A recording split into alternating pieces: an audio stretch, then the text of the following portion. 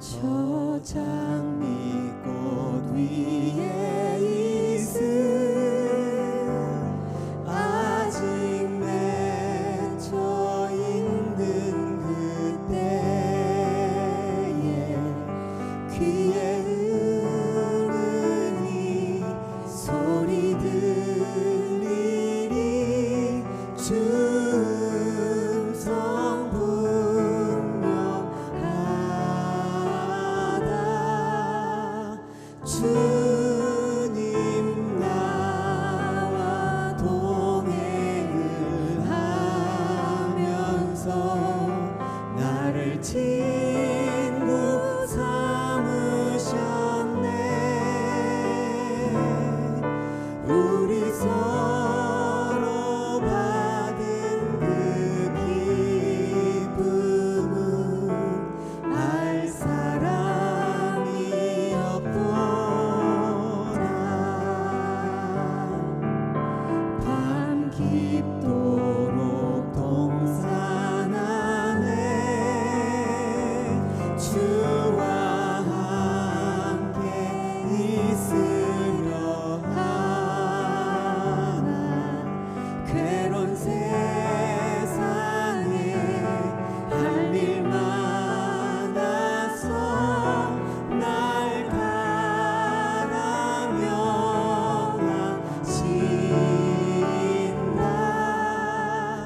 주님 나와 동행을 하면서 나를 친구 삼으셨네. 우리 서로 받은 그 기쁨은 알 사람이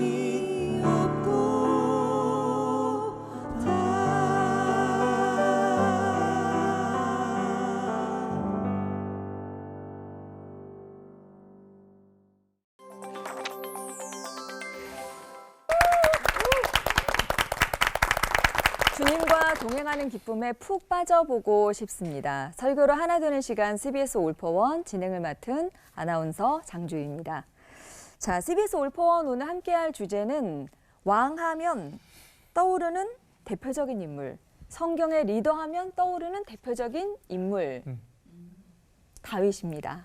네. 자, 우리가 몰랐던 다윗의 면면들을 오늘 살펴볼 텐데요. 구약 성경에서 다윗이 차지하고 있는 그 비중이 정말 막강하죠. 맞습니다. 우리 어머니 무릎에 딱 기대서 듣던 성경 단골 이야기, 바로 다윗과 골리앗 이야기. 하나님만 의지해가지고 골리앗을 막 물리쳤던 그 다윗의 승리 이야기가 생각나요. 네. 네, 그리고 다윗은 양치기인데도 잘생기고 또 겸손하기까지 하고 왕까지 됐잖아요. 네. 너무 완벽한 거 아닌가요? 아들도. 네, 아들도 잘 맞아요. 아들도. 네, 솔로몬. 야, 진짜 완벽하네. 진짜 구약 성경에서 그래서 이 압도적인 분량을 이 다윗과 솔로몬 이 두 부자가 이렇게 맞아요. 차지한 것 같습니다. 네. 저는 다윗을 보면서 다윗은 정말 롤러코스터 같은 인생을 살지 않았나. 살인자였다가 도망자였다가 왕까지 가고, 이건 진짜 롤러코스터와 같은 인생이 아닌가 이런 생각이 네. 들어요. 그러니까요. 근데 이게 너무나도 인간적인데 또 그리스도인다운 그런 삶까지 사셨다니까 정말 이게 과연 가능한 일인가 네. 이런 생각도 드는데 네. 우리가 몰랐던 다윗의 모습이 정말 많아서 오늘 굉장히 기대가 됩니다. 네. 이제까지 알고 있었던 다윗이 전부가 아닌 현실의 뿌리박은 다윗의 그 삶과 영성을 세 분 목사님의 설교를 통해서 오늘 만나보도록 하겠습니다. 오랜만에 오셔가지고 너무 반갑잖아요. 김문우 목사님 오셨고요. 김문우 목사님과 형님 아우하는 사이시랍니다. 곁에 계신 안호성 목사님, 그리고 올포원의 새 얼굴을 또 소개해드리겠습니다. 한국대학생선교회 CCC 대표이시죠. 박성민 목사님. 바쁜 일정 가운데서도 이렇게 식구가 돼주셔서 감사드리고요. 박수로 또 세 분 맞아주시고요. 그럼 오늘 오랜만에 오신 김문우 목사님께서 첫 설교 시작해 주시겠습니다.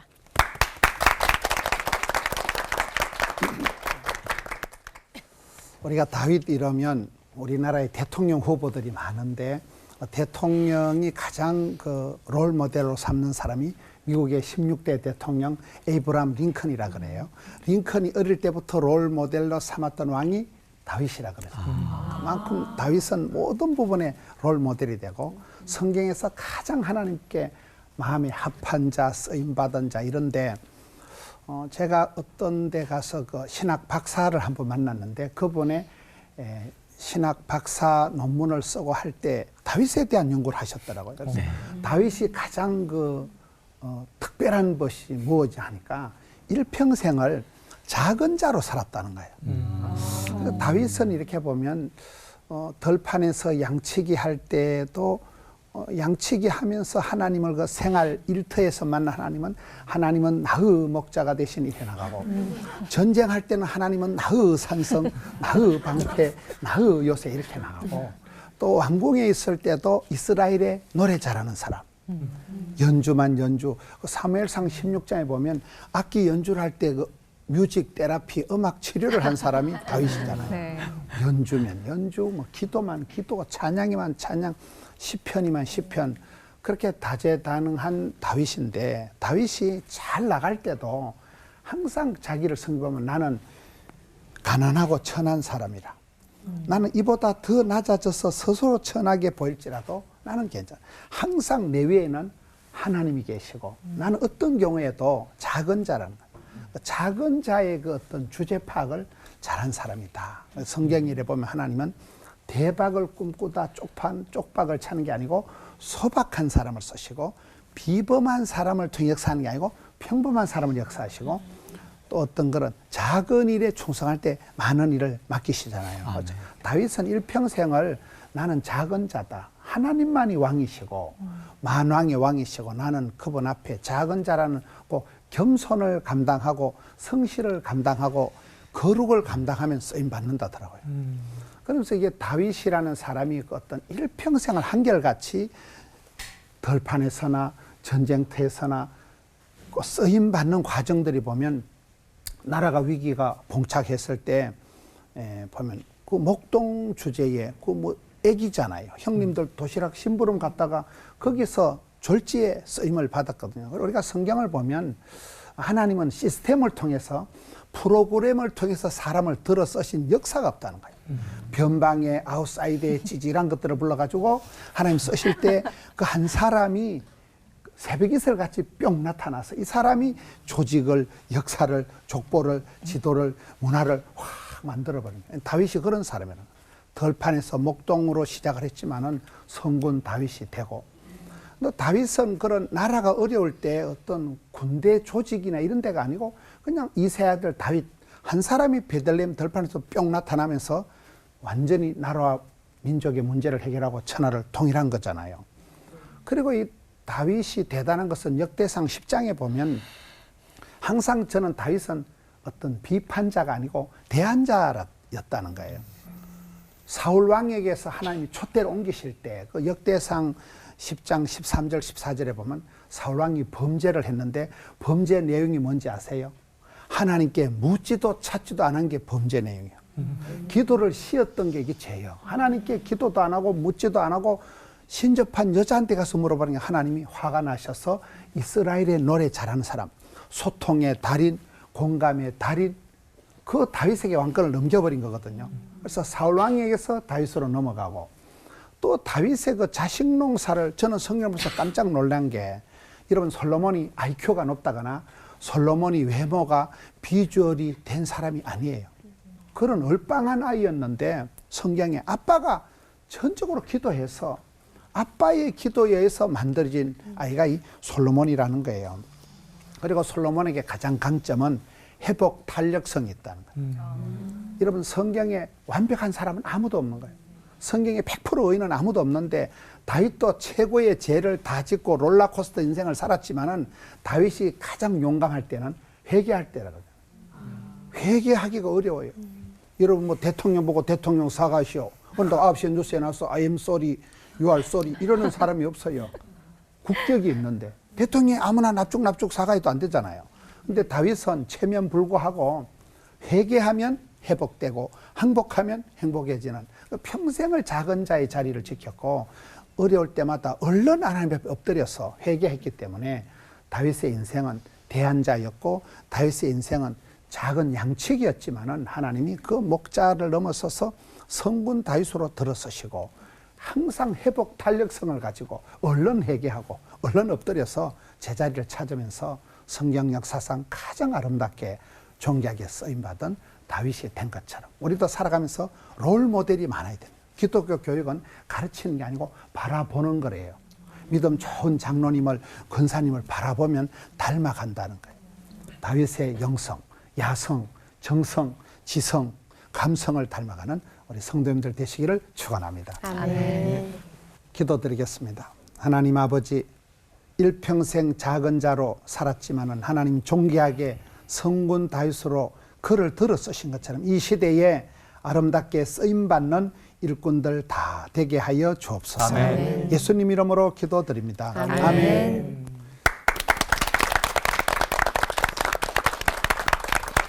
다윗, 제가 가장 좋아하는 성경 인물이기도 한데요. 그래서 오늘 특별히 기쁜 마음으로 설레이는 마음으로 왔습니다. 다윗하면 가장 먼저 떠오르는 장면인 것 같아요. 다윗과 골리앗의 싸움 이야기. 누구나 잘 알고 이제 불신자들도 교회 안 다니는 친구들도 잘 아는 결국 이 꼬맹이 다윗이 이 어마무시한 골리앗을 쳐부수고 승리한 이 멋진 이야기가 이제 다윗의 이야기입니다. 그런데 저는 궁금한 거예요. 이 다윗 어린 꼬맹이가 어떻게 어른들도 무사들도 용사들도 군인들도 훈련받은 이런 장수들도 싸워보지도 못한, 싸우다 지기라도 했으면 억울하지라도 않죠. 그냥 싸움도 못한 채 절절매고 있었던, 쫄아 있었던 그 골리앗을 어떻게 무너뜨릴 수 있었을까요? 다윗은 어린아이거든요. 뭐 성경 전후의 맥락을 따져보면 그때 다윗이 골리앗과 딱 맞짱 뜰 때 그때 나이가 한 15세 전후로 우리가 파악하거든요. 그러니까 얼마나 어려요. 15살이면 몇 학년이에요? 중학교 중2? 2, 3? 또 그래서 용감했구나. 올폰 오면 영성이 좋아져서 하여튼 이게 풀리지 않는 미스테리도 풀리곤 해요. 하여튼 예나 지금이나 중2들은 어쩔 수 없는 거 하여튼 용감한 이 다윗이요 골리앗을 이길 수 있었던 이유를 한번 살펴보면 이런 다윗이 무슨 뭐 전략가입니까? 다윗이 어떤 특별하고 무서운 무기를 갖고 있었습니까? 다윗이 뭐 어떤 체력이 대단하든가 경험이 풍부합니까? 아니죠. 다윗은 아무것도 없었던 작은 어린 꼬망이였지만 오늘도 그의 능력은 패러다임의 전환에 있었다는 거예요. 왜 훈련받은 용사들이, 왜 이스라엘 그 수만 명의 군사들이 골리앗과 싸움도 못하고 있었을까? 골리앗의 패러다임으로, 세상의 패러다임으로 함께 싸우려니 엄두가 나지 않는 거예요. 골리앗의 패러다임, 세상의 패러다임 뭐예요? 칼과 창을 들고 갑옷 입고 노트북 쓰고 싸우는 거예요. 그러니까 그들이 골리앗의 패러다임으로 싸우고자 하니 도저히 감당할 수 없었지만 다윗은 오늘 그의 고백처럼 너는 칼과 창과 단창으로 내게 오거니와 나는 만군의 여호와 이름 곧 네가 모욕한 이스라엘 군대 하나님의 이름으로 내게 나아가노라. 오늘 여호와께서 너를 내 손에 넘기시니 내가 내 목을 베고 블레셋 군대의 시체와 땅에 들숨이와 공중의 새들에게 줘 온 땅으로 이스라엘에 하나님이 계신 줄 알게 하고 전쟁은 여호와께 속한 것이지 그 땅에 칼과 창이 있지 않으면 이 무리에게 알게 하리라. 오늘도 이 멋진 패러다임의 전환으로 오늘도 골리앗이 칼과 창과 단창이라는 세상의 무기로 패러다임으로 나에게 싸우려 나올 때 다윗은 그런 것으로 싸우지 아니하고요. 오늘도 만군의 여호와 이름, 오늘도 신앙과 믿음의 패러다임으로 자기가 능숙했던 오늘도 물맷돌로 오늘도 골리앗을 이길 수가 있었다는 거예요.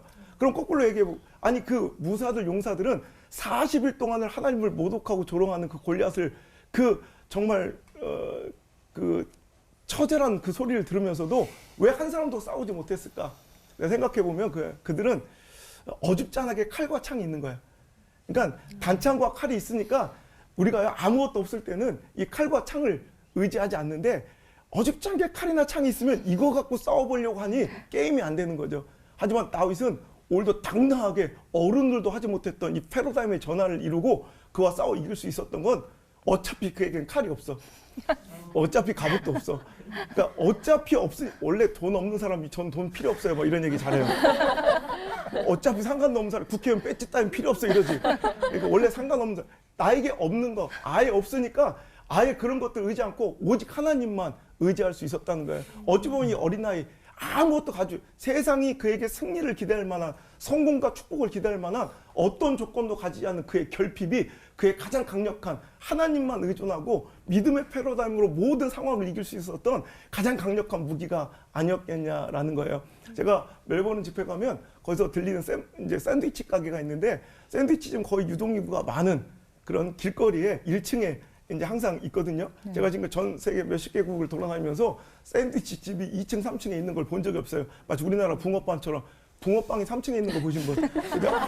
근데 그 샌드위치 집이 왜 유명하냐면 이게 유동인구가 많은 길거리는 일단 월세가 비싸겠죠. 그러니까 많이 팔아서 조금 남기는 그런 구조예요. 근데 그에게는 그럴 돈이 없어요. 그런 좋은 자리에 입점할 만한 돈이 없어요. 이건 결핍이에요. 그러니까 굉장히 자기에게는 불리한 요소죠. 그랬더니 그 사람이 거기서 절망하고 우리처럼 포기하는 게 아니라 패러다임을 전환해버린 거예요.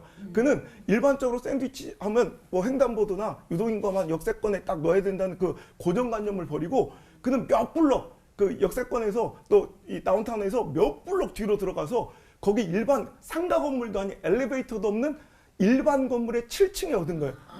생각해봐요. 누가 샌드위치 하나 먹자고 그 몇 블럭 가서 막 7층까지 올라 그 먹고 내려오면 배가 고프지. 주인인 저도 지네 가게인데도 지가 사장인데도 올라가기 싫더래.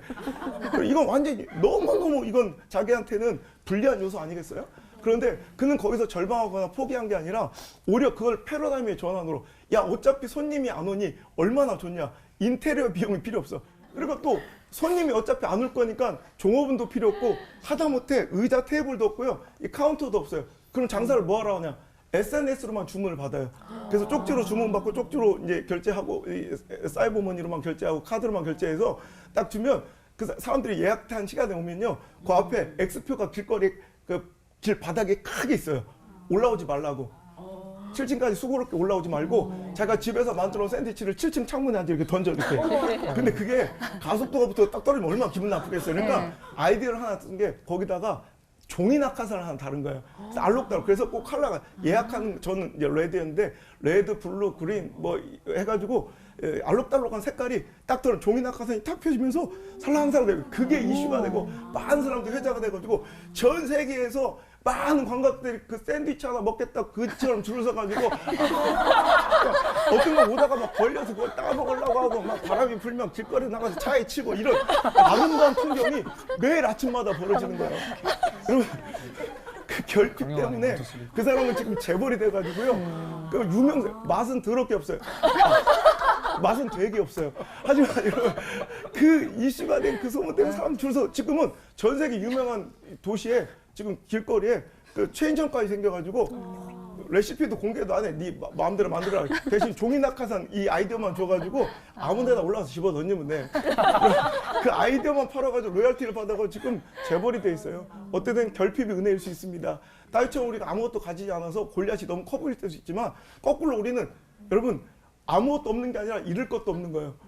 도전의 전쟁에서 오늘 결핍이 주는 패러다임의 전환을 통해 오늘도 여러분 주눅 들었던 쫄아 있었던 당신의 삶과 처지 형편에 골리앗과 맞짱 떠 승리하는 멋진 월프왕 모든 가족들 되시기 주의 이름으로 축원합니다. 기도하겠습니다. 하나님 상황의 골리앗이 너무 커요. 형편과 가능성 확률의 골리앗이 너무 커서 우리가 주눅 들고 오늘도 쫄아 있었습니다. 하지만 오늘 이 말씀을 통해 우리의 결핍을 통한 패러다임의 전환을 이루고 그래 칼과 창과 단창은 내게 없지만 전쟁은 여호와께 속한 것이니 오늘도 만군의 여호와 이름 믿고 나처럼 전진하여 승리하는 우리 올폰 모든 가족들 될 수 있도록 주님 축복해 주옵소서. 아멘. 나의 사랑 한 번도 실수가 없으셨던 우리 구주 예수님의 이름으로 감사하며 기도 올립나이다. 아멘. 아멘. 고맙습니다. 인간을 향한 하나님의 최고의 칭찬의 표현이 무엇일까요? 다윗을 향해서 하나님께 쓰신 그 표현이 아닐까 생각을 합니다. 내 마음에 맞는 사람이다. 사실은 다윗에 대해서 우리가 보면서 다윗은 성경이 굉장히 많이 언급이 되어 있습니다. 우리 개역개정만 보더라도 다윗이란 그 이름이 구약에만 800번 이상, 신약에는 거의 60번이 나옵니다. 그 정도로 다윗. 내 마음에 맞는 사람. 그렇지만 한번 다윗의 삶을 본다면은 괜찮았어요. 그런데 왕이 되는 순간부터 진짜 하나님의 마음에 맞는 사람 하고 고개를 갸웃하게 만드는 사건이 일어나죠. 왕이 되고 나서 다윗이 편안함 때문에 나태해진 것일까요? 아니면은 모든 권력이 부패하듯이 그의 권력도 부패한 것일까요? 밧세바랑부터 시작된 그 사건이 다윗뿐만 아니라 다윗의 가정까지도 전체에 굉장히 위기를 가져오죠. 궁극적으로 어떻게 되어버립니까? 그 장자인 암논은 압살롬의 동생, 여동생을 갖다가 성폭행을 하죠. 그걸 갖다 대하는 다윗의 모습도 참 신기합니다. 굉장히 우유부단해요. 왜 다윗이 저러지? 라고 하는 의문을 갖게 만듭니다. 그러면서 나중에 압살롬이 개인적인 복수를 하고 그 다음에 왕위를 찬탈하고 구테타를 일으키죠. 그래서 압살롬이 왕이 되니까 왕을 선포하고 나니까 다윗이 도망가기 시작을 합니다. 다윗이 도망가는데 급하게 도망갑니다. 급하게 도망가는데 거기서 도망가는 도중에 한 사람을 만납니다. 그 사람을 만나서 일어난 사건이 또 우리가 보면 와, 저래서 하나님께서 다윗을 내 마음에 맞는 사람이구나라고 말하지 않나 그걸 느끼게 만듭니다. 바로 그 사람은 바르실레라고 하는 사람이었습니다. 물론 사무엘하 17장에 보시면은 지금 이 다윗이 도망가면서 음식을 제공했던 사람들의 세 사람이 나오는데 그중에 다른 사람 이름은 잠깐 나왔다 한 번도 나오지 않습니다. 근데 바르실레는 반복해서 나오게 됩니다. 그 세 사람은 뭐랍니까? 요단강을 건너서 마하나임에 도착한 지쳐버린 다윗과 함께한 사람들을 위해서 거기에 준비한 것들을 저자는 굉장히 자세하게 묘사하고 있습니다. 침구가 있습니다. 요리기구가 있습니다. 요리 재료들을 얘기하고 또 지친 사람들, 그 사람들이 금방 에너지를 재충전할 수 있도록 거기에 보면 치즈라든가 꿀 같은 것도 갖다 놔요. 그러고 나서 저자는 얘기합니다. 굉장히 배려가 있는 행위였다. 그러고 나서 끝나버려요. 바르실레가 안 나옵니까? 아닙니다. 바르실레가 또 나와요. 언제 나오냐면 그 다음에 압살롬이 죽임을 당합니다. 그리고 다윗이 다시 왕권으로 복귀하는 그럴 때 나옵니다. 그러면서 바르실레라는 사람에 대한 얘기를 갖다가 사무엘하 19장에 보시면 31절부터 설명을 하고 있습니다. 바르실레를 소개한 데 이렇게 하게 합니다. 그는 80세인 사람이었다. 나이가 많았다는 거죠. 그 다음에 큰 부자였다라고 강조를 하고 있습니다. 그걸 읽으면서 우리는 잘못하면 역시 부자였구나. 부자였으니까 도왔구나. 그렇게 생각하면 참 곤란하죠. 주위 보세요. 부자라고 다 돕습니까? 안 그렇거든요. 굉장히 참 마음씨 좋은 부자였구나. 그걸로도 부족합니다. 잘 보시면은 성경 속에서 뭘 얘기하고 있냐면 압살롬이 왕이 됐을 때 사람들의 마음이 압살롬으로 끌려갔다는 거예요. 그러니까 마치 뭡니까? 잘못 정권에 줄 섰다가 실패하면은 이거 끝장나는 겁니다. 근데 거기 보면 큰 부자예요. 큰 부자라고 하는 건 뭡니까? 큰 부자이기 때문에 위험 부담도 굉장히 큰 거죠. 근데 바르실레는 그 일을 했어요. 왜 했을까요? 성경 속에서 나오지 않습니다. 그렇지만 나중에 우리가 알 수 있는 건 뭐냐면 하나님한테 기름 부은 왕은 한 번밖에 없다. 다윗을 향한 그 사람의 믿음이 그런 표현을 하죠. 그러고 나니까 그런 은혜를 받은 다윗 어떻게 합니까? 참 멋진 얘기를 합니다. 바르실레를 향해서 이제 내가 왕으로 가니까 예루살렘으로 나랑 같이 가자. 내가 여기 머무는 동안 네가 그렇게 나를 도와줬으니까 이제 너를 돕겠다라고 얘기를 합니다. 얘기를 하니까 어떻게 합니까? 바르실레가 괜찮습니다. 바르실레는 말합니다. 제 나이가 80입니다. 아무리 좋은 거를 줘도 혀도 내 귀도 얻어줬고 눈도 여긴 얘기하고 있지 않지만 백내장이 있습니다. 잘 보이지 않았겠죠? 희미하다라고 표현을 하고 있습니다. 뭡니까? 더 이상 즐길 수가 없습니다. 그러면서 무슨 얘기를 하냐 하면은 그렇지만 정이 왕이 원하신다면은 여기 제 아들 기마함이 있습니다. 그리고 기마함을 왕이 원하시는 만큼 왕이 생각하시는 만큼 도와주십시오라고 얘기합니다. 근데 다윗이 얼마나 멋지게 얘기하는지 모릅니다. 다음에 이렇게 얘기합니다. 네가 나한테 그런 부탁을 해? 너 때문에 네가 부탁하는 건 다 도와줄게. 그러면서 너를 위해서 너의 말대로 내가 다 베풀겠다라고 얘기를 합니다. 그러면서 기맘을 데리고 가는데 그걸로 끝나지 않죠? 오늘 우리 봉독한 그런 옆에 여러분들이 보실 수 있는 말씀같이 솔로몬한테 마지막 유언을 남기면서 바르실레 얘기를 다시 한번 합니다. 그리고 무슨 얘기를 하냐면 그 아들들에게 잘해줘라. 그리고 더 나가서 네 상에 참여하는 자로 만들어라. 뭡니까? VIP로 삼으라고 하는 것이죠.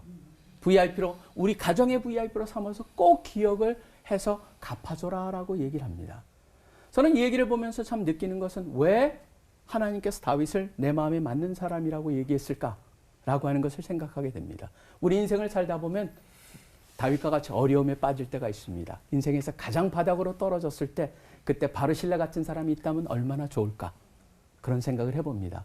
또 그런 바르실레한테 받은 은혜를 갚고자 끝까지 그래서 기만만 데려간 게 아니고 자기 아들들까지 데려가서 나중에 예레미야서 41장에 보면 뭐라고 되어 있냐면 게롯 기맘이라는 지명이 나옵니다.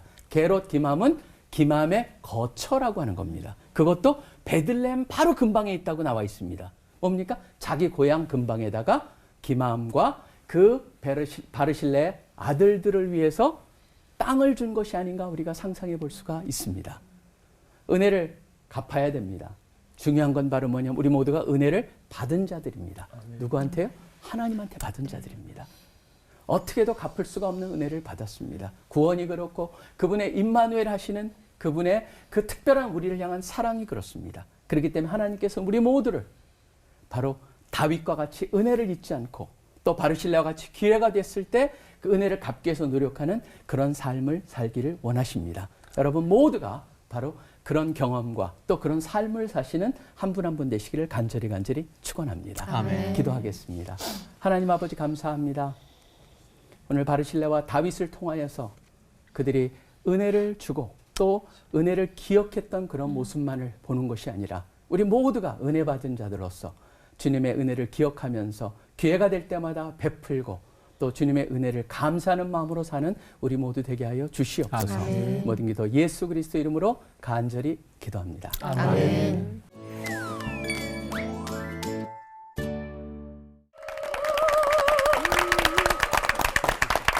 작은 자에서 합한 자, 대한 자로 쓰임 받은 사람, 또 결핍을 알기에 하나님만 붙들고 승리한 사람, 은혜를 기억하고 갚을 줄 아는 사람, 왕으로 오실 하나님의 예표.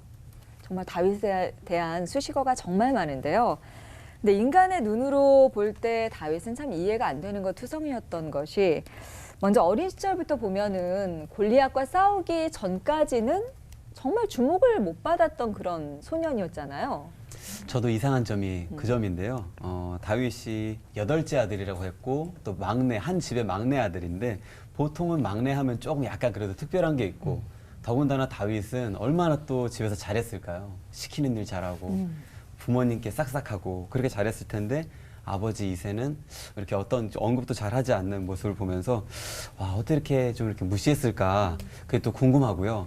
또 하나는 그런 또 이렇게 부모조차도 외면했던 이렇게 좀 약간 그런 아이를 하나님은 어떻게 이렇게 선택하셔서 다윗과 골리앗의 그런 싸움의 자리로 이렇게 또 이렇게 불러내셨을까? 좀 그런 좀 상황들이 좀 궁금합니다. 네. 그래서 이렇게 좀 여쭤보고 싶어요.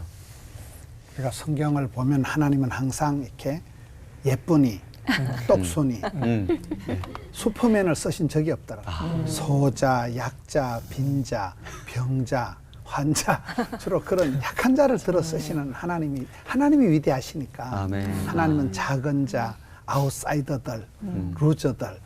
하나님은 그래서 우리가 뭐 스펙을 쌓지 말고 스토리를 만들어라. 하나님 나라엔 스토리가 중요하지. 스펙을 따라 쓰시는 부분은 없으니까 그런 게 아닌가. 안 목사님. 제가 딱 그 말씀 드리려고 그랬는데 하나님의 통치 스타일이 그러신 것 같아요. 그래서 우리에게 참 소망 있는 게 하나님은 늘 통치 스타일이 그러셔요. 그냥 뭐 우리가 반론할 수 없는 게 하나님 약한 자를 들어 강한 자를 이기시고 미련한 자를 택해서 지혜로운 자 부끄럽게 만드시고 천한 자 들어 존귀함을 폐하시는 그 하나님 통치 스타일에 가장 또 적합한 사람이었을 것 같고요. 또 저는 이제 관점 시선에 굉장히 좀 생각이 많은 사람이라 이 다윗은 항상 보면 다른 사람 이렇게 생각이 많고 뭔가 이성적이고 논리적이고 합리적이고 효율적인 판단을 하는 사람들은 거의 대부분 선택을 가능성 따라 확률 따라 상황 따라 처지 따라 형편 따라 뭐 이런 걸로 이제 좌우되는데 다윗은 그냥 그 온전히 시선이 하나님께 그러니까 상황과 처지 형편을 보는 사람이 아니라 그냥 하나님에 대한 절대 신뢰가 있었던 하나님 마음에 합한 자이기 때문에 하나님께서 그를 쓰지 않나 그런 생각을 합니다. 아멘. 근데 저는 이제 성경 말씀에 어떻게 나와 있나. 사무엘상 16장을 보시면은 다윗을 얘기하면서 7명이 끝났는데 더 없냐? 그랬더니 뭐냐면 막내가 더 있다 그렇게 나와요. 거기에 보면 막내란 단어가 히브리어로 하카톤이라고 하는 단어거든요. 하카톤은 뭐냐면 그냥 우리가 말할 때 저기 그냥 별 볼 일 없는 애 하나 더 있다. 그런 말 속에 이미 하카톤이 더 있다 그러고 다윗이라는 이름은 나중에 소개가 됩니다. 근데 그 사무엘도 봤을 때 맨 처음에 다윗은 아닐 거라고 생각했던 것 같아요. 근데 하나가 더 있다니까 마지막 희망이죠. 근데 제가 보기에는 엘리압한테 하셨던 말씀이 결국 하나님께서 엘리압과 연결해서 하셨던 말씀이 연결이 되어 있는 것 같아요. 외모를 보지 않고 중심을 본다. 거기에 보면 레바브라고 하는 단어인데 그 단어도 뭐냐면 속사람이라는 의미입니다. 그러니까 하나님께서는 속사람을 봤다는 것이죠. 하나님께서 어떤 사람을 선택하느냐라는 기준에 보면은 우리가 보기에는 세상의 기준하고 관계없이 의도적으로 하나님께서 구약을 보면 유난히 의도적으로 세상의 관점하고 다른 사람을 선택함을 통하여서 세상의 관점대로 너희가 생각하지 마라라는 말씀을 하시지만 중요한 거는 세상에서 별 볼 일 없는 사람을 선택하는 건 절대 아니에요. 별 볼 일 없게 보일지라도 그 속 사람이 온전한 사람을 선택하신다. 다윗이 그러기 때문에 하나님의 뭐라고 그래요? 주파수에 맞는 사람이라고 그럴까요? 가끔가다 라디오 틀어놨다가 이렇게 주파수가 맞으면 들리는데 어떻게 덤펑하거나 건드렸을 때 주파수가 바뀌게 되죠. 그럼 다시 빨리 그 주파수를 찾아낼 줄 아는 사람. 그게 바로 다윗이 아니었나. 그래서 하나님께서 다윗을 선택하지 않으셨나. 그런 생각을 합니다. 사람의 눈으로는 볼 수 없는 그 속사람을 보시는 하나님. 저희에게도 믿음이 있고 그래서 희망이 있는 것도 같습니다. 자, 의문투성이 다윗을 좀 더 구체적으로 파헤치기 위한 날카로운 질문들을 오늘 또 준비하신 두 분이 계신데요. 오늘 또 두 분의 조합이 처음이셔서 기대가 됩니다. 네, 그래서 오늘 또 네. 다윗 이건 정말 너무하잖아 싶어서 드리는 질문 타임! 지금부터 시작하도록 하겠습니다. 우리 먼저 늘 교훈이 오는 우리 김문훈 목사님께 네. 질문을 드리도록 하겠습니다. 제가 다윗을 보니까 다윗은 하나님을 사랑하고 양떼를 사랑하고 그리고 요나단을 사랑하고 뭔가 사랑꾼이었어요. 제가 목사님을 사랑하는 것처럼. 이렇게 다윗은 사랑꾼이었단 말이에요. 근데 이런 다윗이 변하기 시작합니다. 불륜을 저지르고 살인까지. 대체 왜 이렇게 된 건지, 왜 악한 짓을 이렇게 하는지 알고 싶습니다. 사랑은 아무나 하나. 사랑이라는 것 자체가 이게 굉장히 변주곡이 많은 사랑이 이제 변태가 되기 쉬운 게 사랑이잖아요. 근데 저는 이제 성경에 다윗이 보면 하나님 향해서 나의 힘이 되신 여호와여 알라뷰 한 사람은 다윗밖에 없어요. 다윗이 가장 성공했던 게 사울 왕과 달랐던 게 하나님을 사랑했다는 거예요. 사울 왕은 다윗을 묵상하면서 시기와 질투에 빠졌다면 어떤 상황에서도 다윗은 하나님을 묵상했었는데 하나님을 사랑의 대상으로 파트너로 정했는데 눈을 낮추어서 바세바를 향할 때부터 이제 사랑의 변질이 된 거죠. 사랑의 파트너를 바뀌는 게 그게 우상이라더라고요. 하나님을 사랑해야 될 자리에 다른 어떤 것이 뭐 자식일 수도 있고 어떤 것이 들은 그걸 우상이라고 하잖아요. 하나님보다 더 사랑하는 사랑의 이탈, 사랑의 변질, 사랑의 대상의 어떤 체인지가 다윗의 미서가 아닌가. 좋은 말씀 감사합니다. 항상 있었어요. 집중해서. 딱 와닿네요. 저는 한 가지 의문이 더 있는데요. 박성민 목사님. 앞서 바르실레에게 은혜 갚는 다윗도 말씀해 주셨지만 다윗과 요나단의 그 특별한 우정, 이렇게 진국인 관계가 또 있을까 생각도 들거든요. 이게 정말 가능한 것인지, 그리고 반대로 죽을 때는 그 요압과 시므이를 향한 복수의 유언도 남기는데 왜 이렇게까지 하는 건지 정말 궁금합니다. 답변 부탁드릴게요. 저는 이제 말씀 속에서 답을 찾아보는데요. 다윗과 요나단의 관계를 보면은 사실은 인간의 관계 속에서 그렇게 되어 있는 거, 우리나라도 뭐 오성과 한음, 이항복과 이덕영이라든 그분의 그 두 사람의 관계라든가, 사실 저기도 중국 같은 경우도 관중과 포수가라 그러고 관포지교라고 해가지고 또 그런 특별한 우정들은 참 많은 것 같아요. 근데 다윗과 요나단은 특별한 관계라고 하는 것은 나이 차이도 사실 엄청나게 납니다. 요나단이 최소한 10살이 많아요. 어떤 사람은 많게는 20살이 많다까지도 얘기를 합니다. 그러니까 나이 차이도 많이 나죠. 그 다음에 자라온 배경도 다르죠. 가정도 다르죠. 그런데도 둘이 그렇게 특별한 관계였어요. 저는 거기서 성경 속에서 주는 답 하나가 뭐냐면 언약을 맺었다고 합니다. 그러니까 언약이라고 하는 단어는 조건이 없는 거거든요. 그러니까 그 두 사람의 관계가 그렇게 특별할 수 있었던 건 언약의 관계였기 때문에 그렇다라고 볼 수 있지 않을까 생각을 합니다. 근데 죽을 때 보면은 그렇게 참 관계를 소중하게 여기고 귀하게 여기고 참 착한 것 같은데 뒤끝 있어요. 다윗이 죽을 때 솔로몬한테 두 사람 잊지 마. 그리고 쟤네들 그냥 평안히 가면 안 돼. 그러면서 딱 얘기한 사람이 요압하고 시므예요. 근데 요압을 보면은 요압 같은 경우에는 사실 다윗이 굉장히 부담스러운 존재입니다. 왜냐하면 하나가 되는 통일왕국을 이루고자 할 때도 그때 아브넬을 갖다가 자기 그 동생을 갖다 아사헬을 갖다가 죽였기 때문에 아브넬을 향한 그런 그 복수심 때문에 아브넬도 몰래 죽여버리고 그렇기 때문에 다윗이 통일왕국을 이루지 못할 뻔했어요. 그뿐만 아니죠. 잘 아시다시피 압살롬도 죽인 사람이 죽이지 말아달라고 그랬는데도 죽인 사람이 요압이었어요.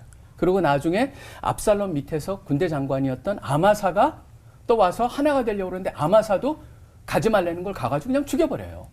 그러니까 요압은 늘 뭐냐 하면은 자기의 욕심을 위해서 언제든지 배반할 수 있는 인물이에요. 솔로몬한테는 그런 인물이 주위에 있으면 안 되겠죠. 그리고 삼촌 관계거든요. 그렇기 때문에 꼭 제거해야 된다라고 하는 얘기를 했었고, 그 다음에 시므이 같은 경우에는 도망갈 때 마구 저주를 퍼붓고 돌 던지고, 한마디로 시므이는 뭐냐면 기회주의자거든요. 그렇게 욕하던 사람이 나중에 왕위로 돌아오니까 어떡합니까? 베냐민 지파 사람 100사람 데려와서 왕이여 내가 제일 먼저 왔나이다. 그렇게 얘기를 하거든요. 철저하게 자기 이익에 눈이 멀 수 있는 사람, 그때 배반할 수 있는 사람, 신뢰할 수 없는 사람. 그렇기 때문에 그 사람을 놔두면은 안 된다라는 걸 솔로몬한테 얘기를 한 거죠. 전 이거는 단순한 복수를 갚아라 그게 아니고, 이런 사람을 주위에 두게 되면은 네 왕위가 힘들어질 수 있다. 그러므로서 제거하라라고 하는 그거. 그렇지만 자연스럽게 하나님께서 솔로몬이 안 하더라도 그들이 약속을 배반하고 그들이 도망가고 그래가지고 요압도 죽임을 당하고 시므이도 약속을 안 지키고 나중에 자기 도망간 종 찾으러 갔다가 그 약속을 어긴 것 때문에 죽임을 당하거든요. 그 때문에 저는 이거는 다윗이 참 특별한 사람이다. 끝까지 분명하게 기억하고 잊지 않고 행할 것은 행하고 기억할 줄 아는 그런 사람으로 그려져 있다. 그렇게 저는 뭐 성경을 통해서 말씀드릴 수 있을 것 같아요. 네. 내 사람은 딱 잘 챙기고 아닌 사람은 딱 그렇죠. 배척하고. 네. 곁에 두어야 될 사람들을 아들 솔로몬에게 잘 알려준 거다라고 이해하면 될 것 같고요. 네. 네, 다음은 또 여리고성은 무너져도 안호성은 무너지지 않는다. 네, 안호성 목사님께 질문 드리겠습니다. 네. 보니까 사울 왕은 물론 아들 압살롬에게까지 쫓기면서 그리고 사방 팔방이 이제 우겨싸움을 당하고 죽음이 여기 목전 앞까지 와 있는 상황에도 어떻게 다윗은 원망이나 좌절을 하는 것이 아니라 찬양을 하고 잠을 그렇게 편안하게 잘 수 있었는지 강심장을 갖고 있는 건지 네. 그 부분이 좀 궁금합니다. 강심장은 옛날 말이고 멘탈갑. 그런데 그것도 관점 차이인 것 같아요. 우리가 볼 땐 이해가 안 되는 거죠. 왜? 상황이 이렇게 어려운데 골리앗이 저렇게 큰데 어떻게 도전할 수 있어? 어떻게 찬양할 수 있어? 어떻게 잠잘 수 있어? 그러니까 우리가 보는 건 우리의 기준점 뭐예요? 상황이고 처지고 형편이에요. 그러니까 거기에 맞지 않은 다윗의 모습이지만 다윗의 입장에서는 지극히 당연한 거죠. 왜? 다윗은 한 번도 상황, 처지, 형편, 가능성, 확률 따위를 본 적이 없어요. 그게 가장 중요한 건 하나님의 존재 유무. 내 삶 가운데 하나님이 계신가 안 계신가. 그러니까 얼마 전에 뭐 정치인들 그런 얘기 많이 하대요. 이순신은 백전백승했던 이유가 바로 이길 싸움만 했다. 다윗이 그래요. 다윗도 똑같이 가는 곳마다 승리가 있었던 이유는 하나님께 계속 여쭤요.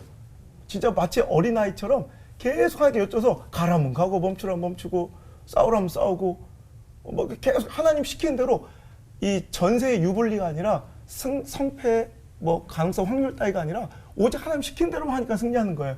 그러니까 우리가 볼 때는 기준이 상황과 처지, 형편, 가능성, 확률이니까 야 저런데도 저렇게 하네? 라고 의아할 수 있지만 나는 마치 하나님에 대한 절대 신뢰, 그러니까 아이 같은 거예요. 진짜 아기 같아요. 다윗의 기도를 보면 하나님 나 가요 마요 찾을 수 있어요 없어요? 진짜 모든 기도가 아기 같아요. 그러니까 아기들은 상황, 처지, 형편 때문에 행복하거나 불안해하잖아요. 아기는 엄마가 절대적인 신뢰의 존재예요. 그러니까 폭풍 속에서도 전쟁의 포화 속에서도 아기는 엄마 품에만 있으면 새근새근 세상 누구보다 평온하게 잠들 수 있고요. 그럼 그 아기한테 야, 너 참 멘탈 갑이다 이래요. 근데 또 너무나도 고요하고 편안하고 뽀로로를 틀어줘도 엄마가 없으면 막 불안해서 눈동자가 흔들리고 막 울음을 터뜨리고 절망에 막 나락으로 빠지는 게 또 아기예요. 우리가 볼 때는 완벽하게 갖춰진 환경 속에서도 두려워하죠. 왜? 엄마의 존재가 실은 아기한테는 가장 절대적인 존재인 것처럼 다윗에게는 하나님이 기준이기 때문에 우리가 볼 때는 좀 의아할 수 있었던 장면들이 나오는 것 같아요. 저도 그래서 다윗처럼 살고 싶어요. 정말 여리고성은 무너져도 아무 순간 안 무너졌으면 좋겠는데 기도 많이 해주세요. 우겨쌈을 당해서 어디에서도 도움을 받을 수 없을 것 같았지만 다윗의 인생은 그래서 파란만장 그 자체였지만 그 안에서도 평안을 찾을 수 있었던 비결을 오늘 또 알게 된 것 같습니다. 하나님 마음에 합한 사람 맞는 것 같아요. 그죠? 네. 제가 만약에 다윗이었다면 어땠을까라는 생각을 계속 해보게 되는데요. 목사님들께서는 감사가 나올 수 없는 상황에서 이 다윗 같은 고백을 하셨던 적이 있으셨는지 좀 듣고 싶습니다. 사람 감정은 계속 이렇게 기복이 심하잖아요. 그래서 뭐 정으로 살지 말고 뜻으로 살아라. 편리를 따라가지 말고 진리를 붙잡아라. 재미로 흥미로 살지 말고 의미 있게 살아라. 뭐 이렇게 하는데 누구든지 이제 감정이 기복이 있는데 신약 성경에서 제일 짧은 성경이 항상 기뻐하라 그 말씀이라더라고요. 딱 2단어거든요. 근데 항상 기뻐할 수 있는 거는 어떤 상황, 처지, 환경, 조건이 아니라 하나님은 어떻게 섭리, 경륜을 하시든지 우리에게 합력해서 좋게 해주실 분이기 때문에 그 믿음에 의거해서 우리가 평안을 유지할 수 있는 것이지 보면 그냥 불안하고 현실을 생각하면 가성비를 따지면 항상 이게 복잡해지죠. 그래서 항상 기뻐한다는 것은 어떤 상황이나 계산상으로가 아니라 잔머리 안 굴리고 하나님은 어쨌든 합력해서 내게 복을 주실 분이기 때문에 그러니까 절대적인 신뢰가 있으면 평정심을, 평형수를 어떤 상황에서도 유지할 수가 있지 않는가 그런 상황이라고 봐요. 목사님 말씀에 아주 전적으로 공감하는데 저는 이제 개척을 했잖아요. 그래서 처음에 이제 총각으로 혼자 개척하고 나서 꿈에도 지금도 대학원 노트에 보면 사람 20명 이름이 가득 차 있어요. 그러니까 어떻게 하면 20명 만들어 볼까? 개척해서 20명이 저는 이제 총각으로 개척을 하니까 20명이 너한테는 막 제 꿈의 숫자더라고요. 근데 그때 이제 처음으로 20명이 넘어가고 할 때 처음으로 이제 저한테 위기가 왔어요. 이제 그중에 절반이 이제 교회 절반이 나가는 거예요. 근데 이게 그래봤자 10명인데 저한테 절반이 그때는 막 제가 세상에서 내가 그렇게 당당하고 전 자신감 빼면 시체였는데 야 내가 이렇게 초라한 인간이었는지 그게 가서 바지가랑이라도 붙잡고 싶더라고요. 막. 근데 이건 분명히 본질에서 어긋나고 신앙적인 게 아닌데 저를 이제 길들이려고 하더라고요. 내 말만 잘 들으면 밥은 먹고 살게 해주겠다 뭐 이런 식으로. 근데 그때 너무 처참했는데 그때 뭐 시편 이렇게 읽다가 시편 37편이 악인의 강함으로 네가 너무나 뭐 그런 것을 따라가지 말고 그들은 아무리 지금 잘 나가는 것 같아도 뭐 풀이 새하는 것처럼 새야. 네가 나중에는 볼래야 볼 수도 없게 아주 작아질 거고 너는 높일 것이라는 그 말씀이 얼마나 감사한지 그때 제가 자신 있게 진짜 교인 절반을 떼는 그런 살땡이가 떼나가는 것 같았지만 그때 진짜 그 말씀 하나가 진짜 하나님 말씀을 믿어지더라고요. 그래서 지금도 어떤 어려움이 있잖아요. 그러면 딱 그때가 생각나요. 야, 하나님 어려움이 잘해주시겠지. 우리 김 목사님 정말 어떻게든 우리 하나님은 날 사랑하셔서 합력해서 선을 이루실 분이야. 그 믿음이 한번 딱 견고해지니까 그 다음부터 좀 어려운 일 있으면 좀 설레요. 나는 어떻게 역사하시려고 그러지? 이것도 좀 까부는데 내가 누군지도 모르고 막 이러면서 이게 교만함이 아니라 근자감, 근거 있는 자신감이 생기더라고요. 예. 네. 아마 그거는 많이 들어보셨죠. 서울에서 부산까지 가장 빨리 갈 수 있는 방법. 사랑하는 사람하고 가라. 그런 말씀은 이미 들어보셨을 텐데 가장 먼 거리가 우리한테 존재해요. 어디냐면 머리에서부터 가슴까지의 거리라고 그래요. 그러니까 아는 것과 느끼는 것에 그게 거리가 너무 멀다라고 하는 거죠. 그러니까 사실은 이 세상에 살다 보면 많은 일들이 머리로는 아는데 가슴으로 받아들이기 힘든 때, 그때가 참 많이 경험하는 것 같아요. 저도 특별히 이제 그 어느 단체 대표로 섬기고 또 일을 진행하다 보면은 오해를 참 많이 받죠. 제가 오해를 받을 때마다 김주근 목사님께서 옛날에 살아계실 때 하셨던 말씀이 생각이 나요. 목사님께서 그런 말씀을 하시더라고요.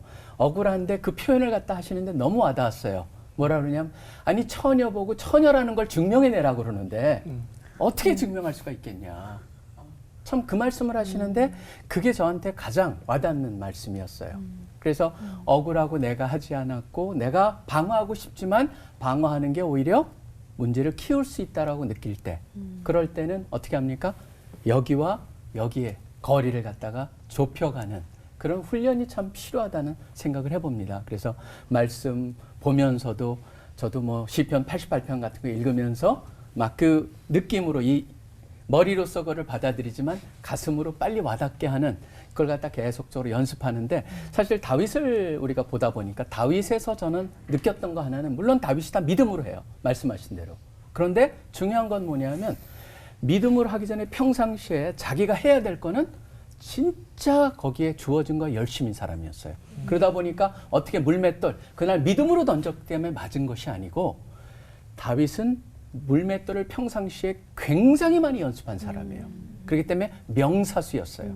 명사수였기 때문에 그런 본인이 일궈놓은 그런 자신감, 그 다음에 거기에 믿음이 더해져서 하나님의 축복이 더해지니까 그 거대한 골리앗이 뭐 덩치만 큰 게 아니죠. 이마도 크겠죠. 그러니까 표적판이 커진 거예요. 그래서 저는 늘 생각하기에, 우리가 생각하기에 평상시에 주어진 거, 하나님께 주어진 일을 최선을 다해서 준비하고, 그 다음에 억울한 일이 있을지라도 하나님께 맡기고, 때로는 우리가 방어하려고 하지 말고 가슴으로 그걸 사귀면서, 오히려 저주의 시편 사실 많아요. 시편 읽어보시면은 그걸 읽으면서 위로를 삼죠. 아, 이렇게 거룩한 사람도 이렇게 얘기했구나. 겉으로는 얘기를 못하지만 속으로 삭혀가면서 그래가지고 그걸 극복하면 어떨까. 저도 그렇게 사실은 하고 있습니다. 자, CBS 올포원 오늘의 주제가 우리가 몰랐던 다윗입니다. 다윗의 이야기를 들으면서 우리를 향한 하나님의 시선은 어떠실까라는 궁금증이 또 드는데요. 마침내 승리한 다윗의 이야기를 통해서 또 우리도 다시 한번 힘을 좀 내봐야 될 것 같습니다. 자, 세 분 목사님께 정리하는 시간을 좀 드렸으면 좋겠는데요. 다윗은 나에게 한마디로 땡땡이다 라고 좀 정의를 좀 해주시고 부연 설명 간단하게 부탁을 드리겠습니다. 다윗은 정직한 왕이었다. 정직이라는 것은 잘못이 없는 걸 얘기하는 거예요. 항상 하나님 앞에 솔직하고 어린애 같고 숨길 줄도 모르고, 허물지만 허물진 대로 엄마가 있을 때 아기가 엄마 앞에서 울듯이, 다윗은 그 정직한 왕이라는 그게 성경 전체를 흐르는 남쪽 북쪽 이스라엘 유다의 왕들 한 40명 갖고 왕 중에 가장 그 정직한 왕이라는 게, 우리가 하나님 앞에서 그 고람되어 얘기할 때 정직을 간직한다는 것은, 잘못되어진 건 얼른 회개하고, 또 감사할 것은 감사하고, 좋은 것은 찬송하고, 시를 적고 춤추고 노래했던 다윗처럼 다윗은 정직한 사람이었다. 정직. 정직. 네. 다윗은 나에게 나다. 네. 저는 다윗을 되게 좋아하고요. 그 모습 속에서 제 모습도 많이 보여요. 그러니까 어찌 보면 골리앗 앞에 조금도 주저하지 않고 달려나갔던 그 사자 같던 모습이 어떤 때는, 욕하지 마요. 그냥 네. 제 생각에는 되게 개척하고 막 이렇게 하나님 말씀에 딱 그냥 조금도, 원래 무식하면 용감하다고, 아까도 가진 것이 없는 게 아니라 잃은 것도 없는 거라 저는 별로 이렇게 두려움이 없어요. 그냥 어차피 저는 잘 살려고 목회하는 게 아니라 죽으려고 목회하는 사람이라 별로 겁나는 것도 없고, 그래서 어떤 땐 내가 되게 내가 봐도 되게 좀 괜찮아. 사자 같은 모습, 저는 사자를 되게 좋아해서 목양실 제 방에 그냥 서재 사자 그림만 엄청 많은데, 근데 어떤 때 또 딱 보면 이 다윗의 이 허물어진가 몰락처럼 너무 이렇게 변색되고, 이거 아닌데 하는데 내 안에서 이렇게 꿈틀대는 정욕과 또 하나님 의지하지 않고도 능숙하게 뭔가를 잘 해내고 있는, 그래서 다윗 볼 때마다 꼭 저 같아요. 그래서 다윗은 나에게 나다. 그래서 보면서 배울 건 배우고 또 회개할 건 회개하고, 그러면서 거울처럼 자꾸 곰씹어가며 다윗의 인생을 봐요. 목사님의 솔직한 고백 감사합니다. 예. 네. 저는 그 우리가 몰랐던 다윗이라고 하는 전체 타이틀 내에서 한번 다윗을 네. 본다면은 전 다윗을 한번 이렇게 말하고 싶습니다. 뭐냐면 잊지 않고 되갚는 사람. 그래서 잊지 않고 되갚는다는 건 양면성을 가지죠. 그래서 바르실레와 같은 은혜를 받고 하나님을 향해서도 늘 찬송하고 그런 것들은 하나님의 은혜가 크다라고 하는 걸 알기 때문에 잊지 않고 평생을 살았지만, 동시에 문제 있고 그다음에 문제를 야기시킬 수 있는 사람은 결코 잊지 않고, 그것도 자기의 생애에서는 그걸 복수하지 않았거나 치르지 않았지만 솔로몬한테는 그걸 꼭 얘기함으로써 동시에 바르실레도 기억하게 하고 요압과 시므이도 해결하게 하는, 그거 때문에라도 잊지 않고 되갚는 사람. 그렇게 다윗을 저는 말하고 싶습니다. 자, 우리 패널분들께도 한마디씩 정리할 시간을 드리겠습니다. 네, 네. 저에게 다윗은, 저도 참 다윗을 사랑하고 좋아하는데 저는 징검다리다 이렇게 정의를 해보고 싶어요. 그래서 예수님에 대해서 직접적으로 묵상하고 깊이 이해하는 데 있어서 다윗을 좀 한번 밟고 이렇게 예수님을 바라볼 수 있으면 좀 더 하나님을 향한 마음을 이해할 수 있지 않나 생각이 들더라고요. 네. 저는 깡이다. 깡이다? 네. 제가 좀 네. 겁이 많고 좀 믿음의 담대함이 좀 부족한 것 같아요. 근데 그 다윗이 갖고 있는 그 믿음의 담대함을 좀 배우고 싶어서 네, 그 깡을 좀 배우고 싶습니다. 강렬하네요. 나에게 다윗이란 회개를 했기 때문에 은혜를 받은 게 아니라 은혜를 받았기 때문에 회개한 사람. 잠깐만요. 여기 다시 한번.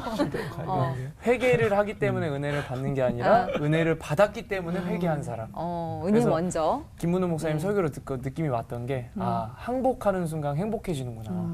그래서 회개를 날마다 해야 되는데 저도 잊고 살아가가지고 안호선 목사님처럼 저도 안 무너졌으면 좋겠네요. 끝까지 이거 잡고. 네. 넣어주실 거예요. 네. 저는 그냥 사랑하면 닮는다고 하잖아요. 그래서 만나고 싶고 닮고 싶은 의미로 다윗은 이상형이다. 다윗 같은 분 어디 계시나요? 네. 달콤하게 또 마무리를 해주셨습니다, 마조 씨가. 자, 오늘 끝인사는 그러면 우리 다윗처럼 근사하게 외치고 마칠까요? 네. 네. 하나님 마음에 합한 자들이 하나 되는 시간. 올포 와!